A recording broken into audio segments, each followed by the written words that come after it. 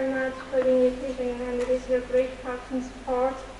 And I'm very happy to continue my life and give talk on my personal and professional story. First of all, I want to make a short introduction of myself. My name is TEDxYouth. I am a social entrepreneur based in Nanjing. I founded a social enterprise called Rail and Road that is focused on the accessibility and the social inclusion of persons with disabilities, or we call it PWD, in China. I am born with muscular dystrophy, a rare disease that not only limits my mobility, but also affects my breathing system. So I spent my childhood in various hospitals across China, as well as in different construction sites all around China, since my parents were bridge builders. And in the 1990s, our family moved to Nanjing and settled in Wukou district, the northern part of the city. In the 1990s, Wukou is the most underdeveloped region in Nanjing, with limited resources, inconvenient transportation, and a sluggish economy. In contrast, the southern part means prosperity and opportunity.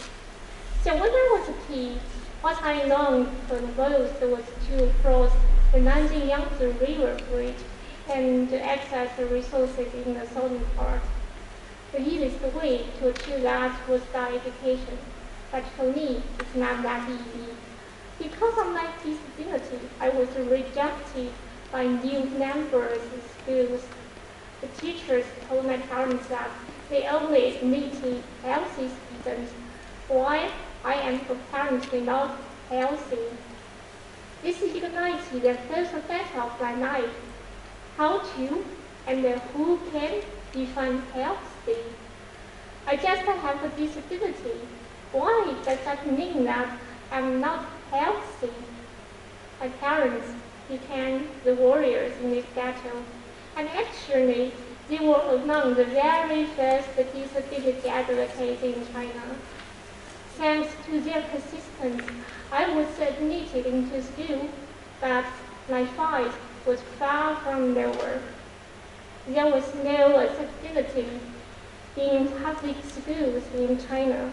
There was no elevator, and the school refused to change the classroom to me, so I had to climb the fourth floor every day.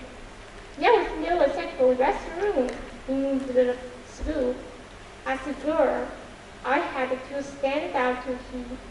Maybe today, in a feminist movement, you would think that that girl who stands up to pee is really cool. But when I was a teenager, I was under a lot of pressure, and I was always blamed for dirtying the restroom. On one hand, it made me feel ashamed of myself. Is it my fault to be different? Is it my fault that I need facilities no one else would need? On the other hand, it raised another questions to me. Why do we have enough resources to build up a gorgeous stadium, but not enough for an elevator or for an accessible restroom? This was not until 2007, in the year when I took part in the college entrance examination of a college TOEFL. Did I realize that it's not my fault?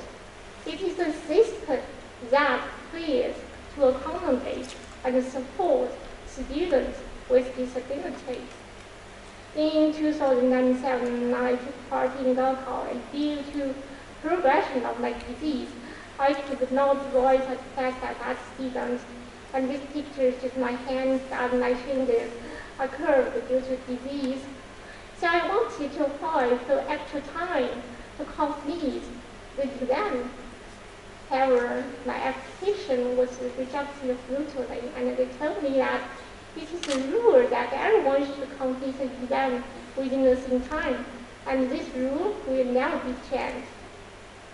This made me very angry, and for the first time of my life, I had a strong feeling that I must speak up for myself, and I must speak up for those who are unseen by the society, because this rule would exclude a lot of people like me from obtaining equal opportunities.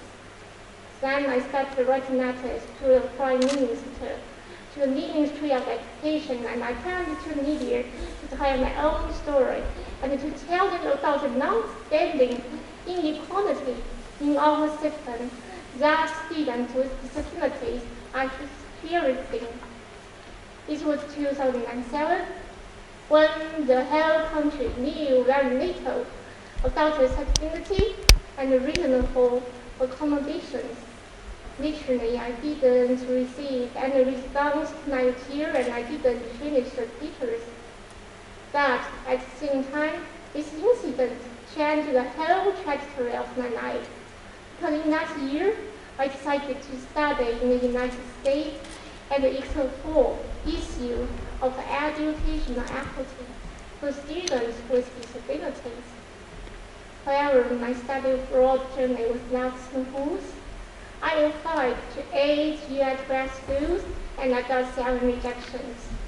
The schools told me that they thought I should apply to School of Special Education instead of School of Education. This made me very confused. If our goal is to make a school inclusive of everyone, why should we set up a separate and independent school to study the problems faced by students with disabilities? Why can't we discuss these issues in a mainstream context? This time, I decided to fight for myself again, and I want to challenge the American system. I contacted each school that rejected me and restated my reasons to apply to their programs and kindly asked them to reconsider their decision. My efforts and perseverance paid off. One school withdrew their rejection and granted me a PhD offer in educational policy. This gave me a lot of confidence and made me believe that I could change something by taking proactive actions. Then I went to study comparative education at UCLA, and my stay in Los Angeles had a huge impact on my native journey. In LA, I had the opportunity to access assistive technologies that can make the life of PWDs more independent and more free, such as electric wheelchairs and voice recognition software. And I had the opportunity to hang out with my friends and try a lot of stuff we had not tried in China because of the perfect accessible facilities in the United States. I was welcome to participate in community service, and I found myself contributing to the community by serving people in need of help. This made me feel that I was loved and accepted by the community, and I could create my own unique value to my community. Nurtured by a diverse, inclusive, and international culture at UCLA, I began to have more ambitions that I wanted to travel around the world to experience other culture and to seek for my true passion. I asked myself, do I really want to work in academia as a professor or as a researcher? Or is there another career path I could follow? I want to find it out by my own. So 2 years later, I won a French governmental scholarship to study at Sciences faculty in Paris, and I stayed in Europe for several years.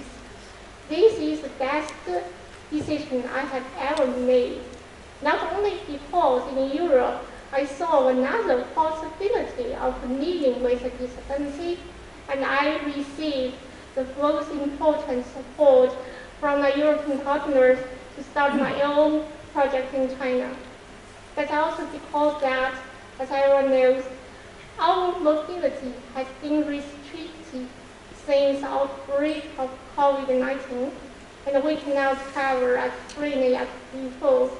So I'm very lucky that I have realized a dream to travel around the world before COVID-19. Then came another turning point of my life in 2017, 10 years after my college entrance examination. And in this year, I found a big news in China. It is the institutional life that reasonable accommodation should be provided to students with disabilities in China. That rule, which was considered as unchangeable, is formally changed by the Chinese law. I'm sure I have been one of the agents that contributed to making this change happen. I saw a lot of hope from this change, and I wanted to make more change happen. 1 year later, I won an award from Booking.com's headquarters in Amsterdam, and then I decided to return to China to start my own project promoting the living conditions of PWDs in China. Nowadays, our organization provides several types of services to PWDs, just with that database where people can find the specific information of the facilities they want to visit. Second, we provide educational and vocational opportunities for people with disabilities. And we are also devoted to the disability community building and engagement. And here's a few ways you can help and join our action.